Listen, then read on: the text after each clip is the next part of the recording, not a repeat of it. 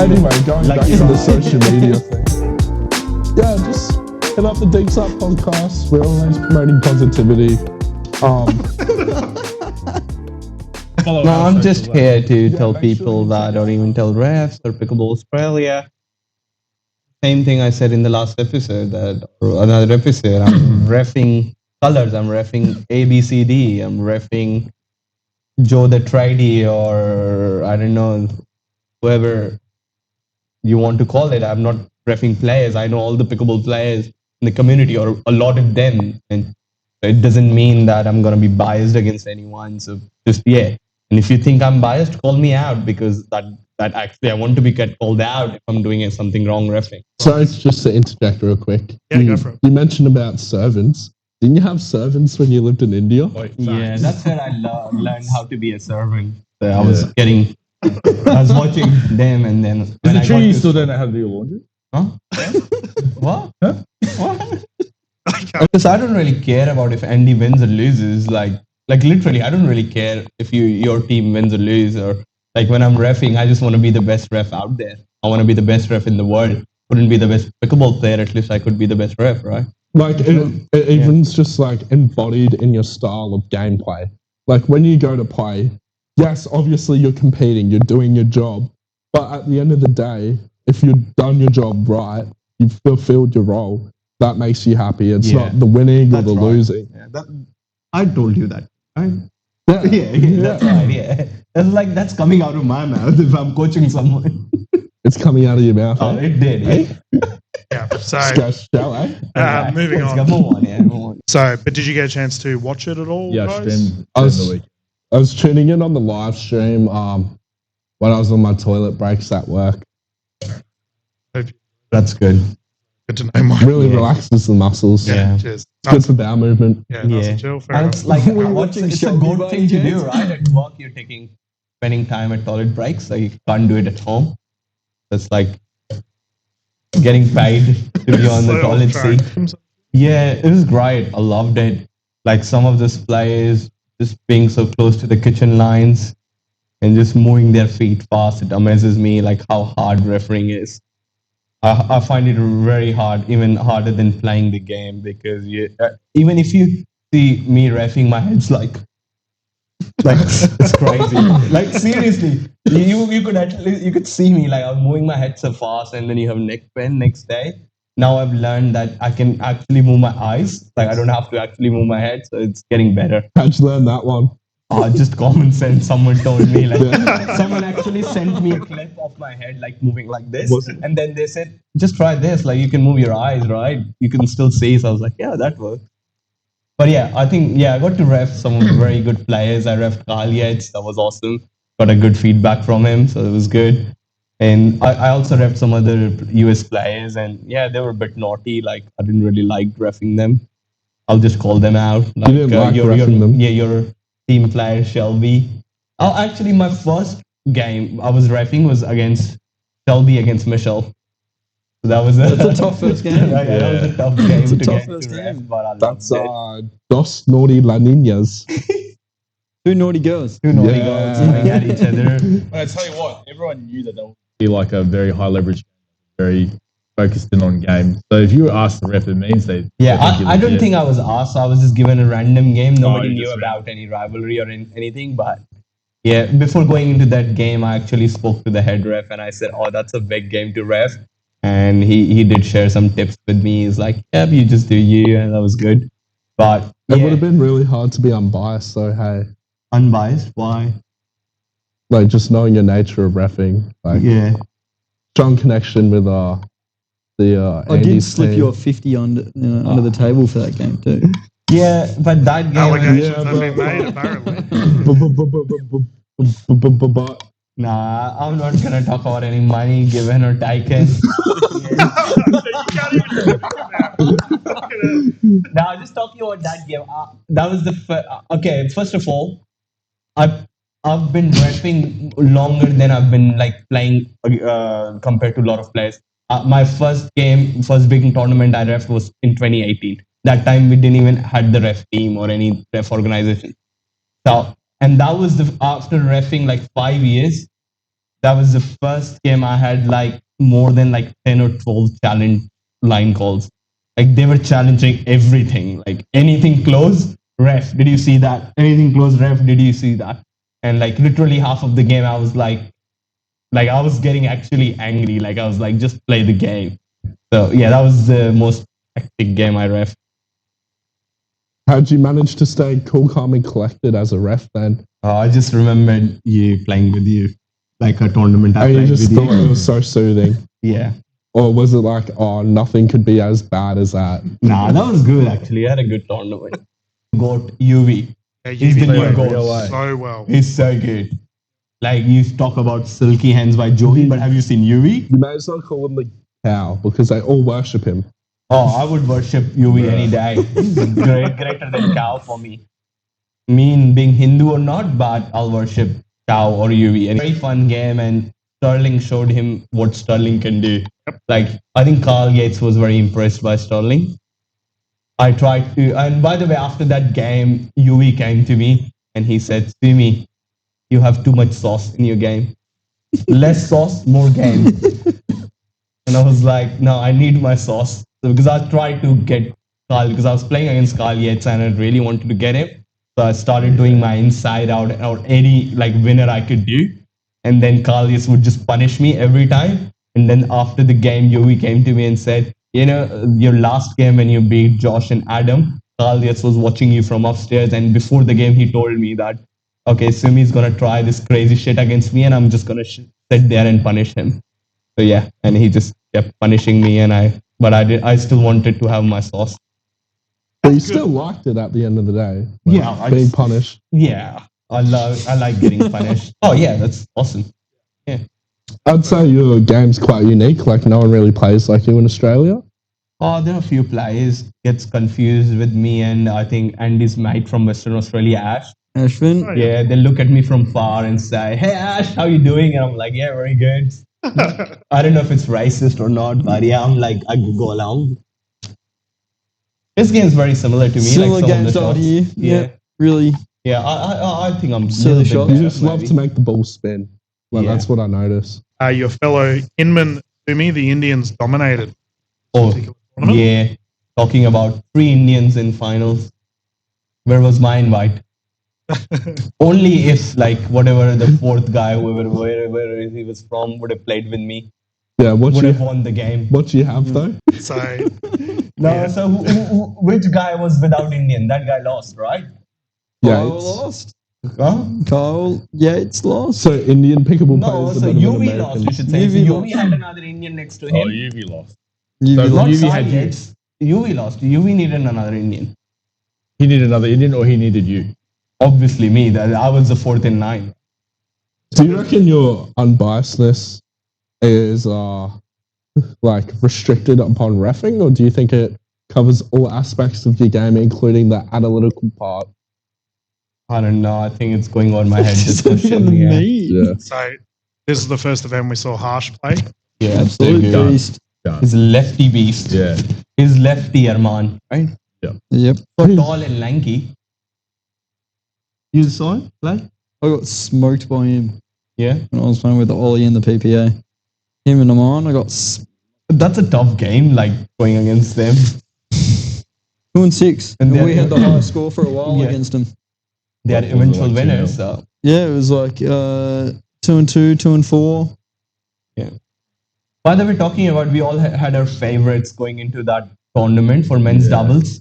And I think a lot of us said Wesley Gabrielson and Carl Yates were going to win that thing. Or it was Harsh and Arman. Obviously, Wesley Gabrielson got sick. UV got into sub. Nobody expected Carl Yates and UV to get into the finals. Nobody. Especially that semi-finals against George and Lucas, which were our favorites. Like they would win or they would at least get into the finals. George and Joey. Oh yeah, Yeah, sorry, George they took and bronze. Joey. Yeah. So that was crazy win. I think 2 or 3 body bags in a row from UV. UV just played nuts the entire tournament. Yeah, He only rocked up to actually be the coach of Sydney Smash. yeah. Turns out he's playing with the ex-number 1 in the world. Yeah. I think Joey was his bitch the whole game. Oh, just to reiterate, But Joey knows for about the, it. Like he just dominated him in front of him. UV in front of The Joey. little was just mob dominating. was just Mods like boom right at his chest every night. Just to reiterate for our PG-13 fans, Sueme was just explaining that UV was with utilizing a lot of skill and technique, was able to overwhelm his opponents, especially Joey, who was not able to. Was he playing with a mod? Who, UV? Yeah. He was playing with a mod. He was playing with a Mons mod. No, he played Okay, with just fuck my thought. It's all good. I know. To the next question. I know you're feeling bad because Joey is your fan. You're a fangirl of Joey. So it did hurt your feelings. No, just his silky hands. Yeah, Yeah, just my pronouns are he/him, so please respect that. Speaking about Joey Wild, Andy, you got a chance to go head to head with him. Don't bring it up again, Deal. He's having nightmares still. Oh, you won? Thrashed him. Fast, 3-1 in the last rotation at 18 apiece. No, You guys won 3-0. that game, mate. 3-0 in the last Bit of a rotation. game. You guys won that. Yeah, we were 16-8 down and then come back to win at 21-18. Did you win men's doubles that game? No. But that's a masterclass from Andy. When he drafted that team, he said the next second best Dream Breakers team is Sydney Smash. And we beat all of them. He beats Joey. Oh no, you beat Mitch. Ryan beats Mitch. Ryan beats Mitch. You beat Joey. Amelia beats Selena or Zhao Yi, and Shelby beats the other one. Yeah. So that's it. The best Dream Breaker team. And what time was It was, I think the last point was played at like 10:58 PM. straight after it? Another Dream Breaker against Crocs. I got to the venue at 7 a.m. for a 7:30 match. You were told. And then we So were if back the next day. If you're finishing at 10:50, what time did you need? We had to be back. First match was at 8, so we got there at 7:30. So by the time we wound down, went back to our accommodation, it was about 1 o'clock before we got to bed. Yeah. The life of a pro player. It was rough. And then the next day was, 35 degrees or something? On mixed doubles day. It just goes to show how passionate our pro players are. Be putting their body through this stress just to entertain us. Like, it kind of makes you take a step back and be like, yeah, we have fun playing pickleball, but this is your job. And like, your job's to entertain us, and you do a good job of it. So I just want to say to all the pro players out there, yeah, we give you lots of like hate sometimes, chat shit, but we do appreciate you guys. And it's just good to see Australian pickleball grow as a whole. Like, even with the international players. No, you're not a big fan of Amanda, but it's good to see like the different sort of like styles of gameplay in Australia. So I'm just grateful for that, to be honest. Definitely gone through my head a couple times. I'm not going to drop it just because that's one of my better events.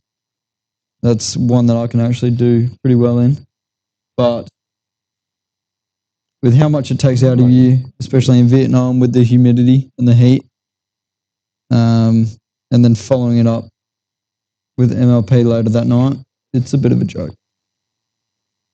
It should be on split weekends or not 3-day events. It should be 4 or 5 days, which is an idea that they floated around in a group chat, was having one of the MLP rounds starting on the Thursday night, which seemed to be the consensus that everybody mostly agreed with. I think if you take a look at the men's singles semi-finals, how Leander Lazar and Marcel Chan both forfeited their semi-finals matches in the singles on day one, I think that should tell you everything you need to know. Because we need to be worried about our Pickleball Australia's main guy, Brendan. Yes, that's right. I apologize to Brendan, by the way.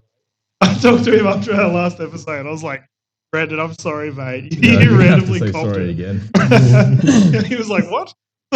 That's what we decided, right? That he's turning 50. He is turning 50. Happy birthday. Straight after the first singles match, mate. I felt like chucking my guts up. It was pretty hot straight away. I was in a pretty grindy match, 3 sets, and I did not want to be on court. So I guess there must be something to it. You could even argue that Serge played us in the semi-finals of the Sunday, we had all of my teammates and myself playing that mixed doubles day, and that was after getting off court at 11 o'clock the night before. Whereas Surge, who went straight through to the semi-finals, had their last MLP match at 4 p.m. the night before. I take nothing away from the Surge's victory. 100% no. You know, they've clearly managed it really well, but maybe there's something to that for the other team. Yeah, Vietnam. Like, did anybody really think that the Surge were going to take out the first event? That's right. I think that was definitely a possibility, but there was a higher possibility for Fast Fours or Smash even. Yes. Sarge, I think Tay and what's the name? Marcel Marcel with the lob serve. Oh, We need to how good is Marcel? Dude. Yeah, and all the girls cheering for him, pickleball boyfriend or whatever. The Italian stallion. He's not Italian. Isn't he not? He's Is he not? Isn't he the Italian representative from for standout? No. He's a different guy, Marcel, with the silky gold hair. Yeah, Marcel Chan. Slam jam, call him the caddy. I swear he was from Italy. Caddy. Yeah. Yeah, let's go in He's so the White cool. House. Like, I think he gets the crowd with him. Like, Yeah, he's absolutely. He's an entertainer. entertainer, right? He is Yeah. like the Conor McGregor. Like, he has such a swagger. Yeah, I'm very happy that he got into one of the MLP teams and we get to see him in Australia. He was amazing. Yeah. And he does that lob, so he's sort of like insults his opponent. Is like, can't do anything about it. Today. Yeah. With the lob serve. Yeah. Well, I reckon he also wrecked Lucas and George because of it as well. Oh, Lucas and George won that game. Yes, but Like men's doubles. yeah, but Didn't you see that famous celebration George won? Yeah, with the Gorilla. King Kong sort of thing. That was great. Just But like I a think quick- the serve was pretty effective. Yeah, against the them. serve was They got the effective. short balls that they Yeah. needed. That's right. That's I think he might have learned from Mike Newell. Mike Newell is Mike famous does like for that lob stuff. serve. But yeah, so what do we think about Surge? Pay? So Pay got the MVP. Good MVP. Yeah, last I year. think she deserved it. Yeah. I think she talking- deserved it earlier in season 1 than what she did. Oh yeah, she did deserve it also. I think she deserved it earlier. But like her team she as still a got team didn't do like so well. No. But here now she's actually getting the credit and Yeah. well deserved.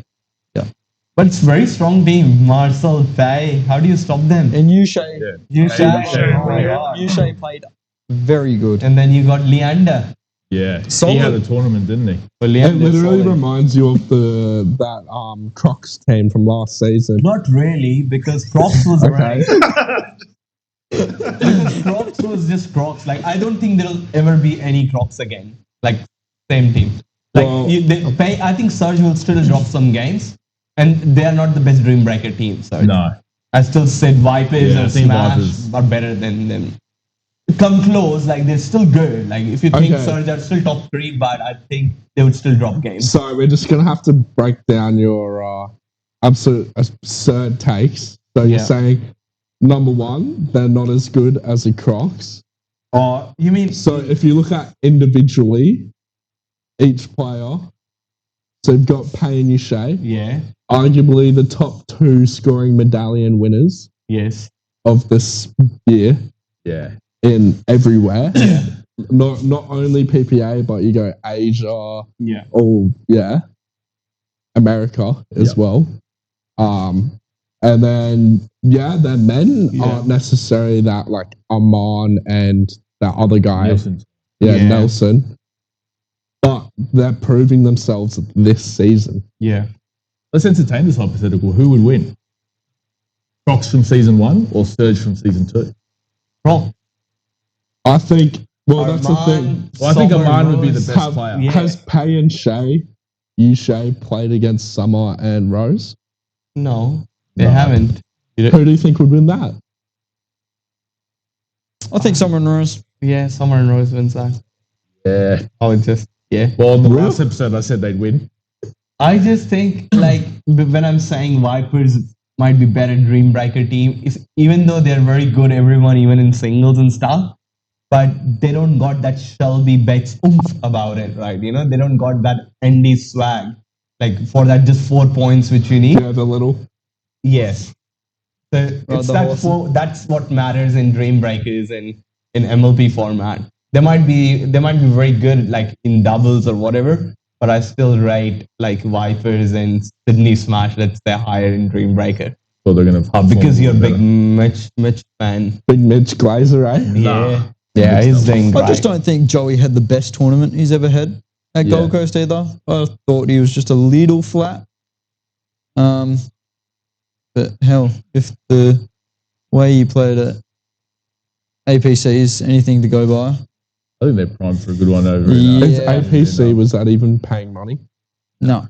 Prestige. No prize money. So it just goes to show, like people's values, if they actually care about the prestige and the rankings, like. Can we talk about the best game ever happened in Australia from the last, like the best MLP game ever happened? Of course. Yeah, I think you were the commentator on that game, Southeast Asia Surge versus Melbourne Mavericks. There was Zach Grabovich and Rose versus, the game which went like 30 or Leander something. and Pay. Yeah, it was the Leander and Pay, highest scoring game for MLPA. for MLPA. I think we want to talk some stuff about the Gold Coast event. Things we always talk about, like what went good, because they're all positives. The things which didn't go well or which could be improved. Some feedback. Positive feedback. Constructive feedback. Usually Yeah, I'm you the go and you start and then I'll negative follow up. one. Go ham. I think the court conditions on court number 2 could have been improved. Yeah. How it wasn't fully concealed. You had 12 months basically from the previous Royal Pines event to this Royal Pines event. You had 8 courts between 200 players. I think that in itself is quite a big joke, especially with KDV down the road. Apparently there was a few suggestions to go to KDV and they were ignored at the start, and then by the end of the tournament they ended up going to KDV anyway. So that could have been avoided, and that should have been planned for when you have 1 year from one Royal Pines event to the other Royal Pines event. And then, Show Court 2, how it wasn't completely concealed. The sun was coming through in the late afternoon and making the courts bubble, and then there was a few fights. That's a pro player experience, right? Like as a pro player, those things could have been improved. I'm still happy, like from talking to a lot of pro players, especially Australians, not talking about here the interstate or the players coming from states. They had a lot of feedback. I think Dylan also got some feedback. Maybe he could share a bit, but they were not really happy with the court conditions. That's right. But the players' feedback from non-pro divisions, there was, because they were running so late. Because you guys were always on time. All the pro games were always on time because you had the main priority. It's the showcase games, it's the main event. But there was a lot of events, like other than pro players, there's a lot of players which were just running very late. And I think that they were not given as much priority as they should have. Well, I feel bad for the open players, because that's what they're called now, not futures, but opens. Yeah. Where the pros who lost in the first 2 rounds would go into the opens draw.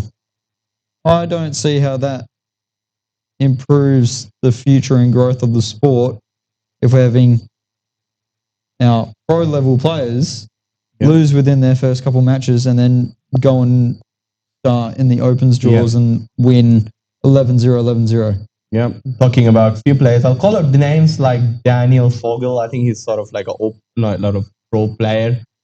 Jason Taylor, I think he won the whole thing. It's not their fault. They're taking advantage of it.